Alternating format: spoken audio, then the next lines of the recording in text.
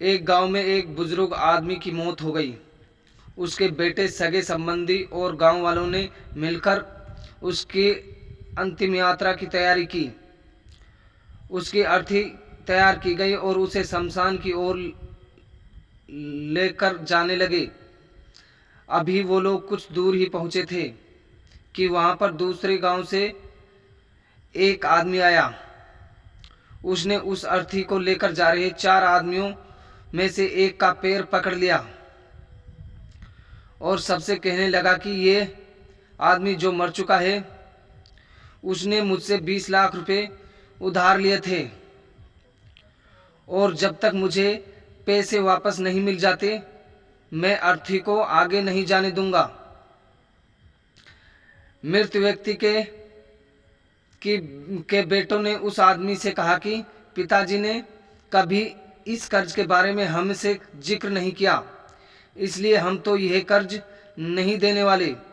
जब बेटों ने ही मना कर दिया तो उस मृत व्यक्ति के भाइयों ने भी कहा कि जब बेटे ही मना कर रहे हैं तो हम भी इस कर्ज की जिम्मेदारी नहीं लेने वाले हैं।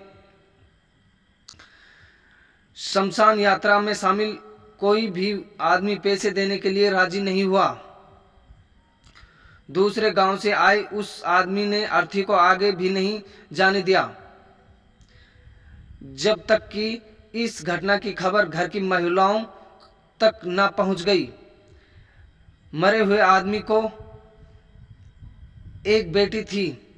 जब उस तक यह खबर पहुंची तो उसने एक पल भी न सोचते हुए अपने सारे जेवरात और कीमती वस्तुएं लेकर वहां पर पहुंच गई और उस आदमी को वह सारी चीजें देते हुए बोली, आप इन चीजों को बेचकर पैसे ले लीजिए।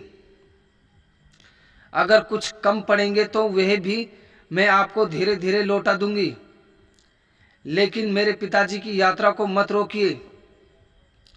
इस घटना को देखकर सारे गांव वाले दंग थे। तभी वहां आदमी जो कर्ज की मांग कर रहा था वह बोला कि दरअसल मुझे 20 लाख रुपए लेने नहीं थे, बल्कि मैंने इस आदमी से कभी लिए थे जो मैं आज लौटाने आया था, लेकिन मुझे पता नहीं था कि इनका असली हकदार कौन है। इसलिए मैंने यह सारी घटना रचाया। मैं जान चुका हूं कि मेरे मरे हुए आदमी का सच्चा हितैषी ना उसके बेटे हैं, ना उसका भाई, बल्कि उसकी बेटी है। इसलिए यह सारे पैसे मैं उसके हवाले करता हूं और मैं अपने कर्ज से मुक्त होता हूं।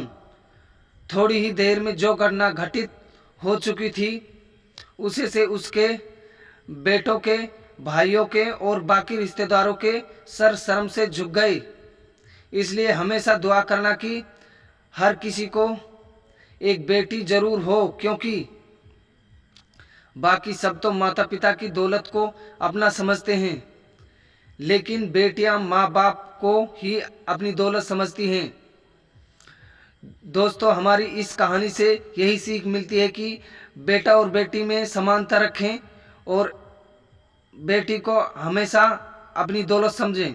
धन्यवाद दोस्तों। हमारे चैनल को सब्सक्राइब करें, लाइक करें, कमेंट करें, कमेंट में अपनी राय जरूर लिखें। धन्यवाद।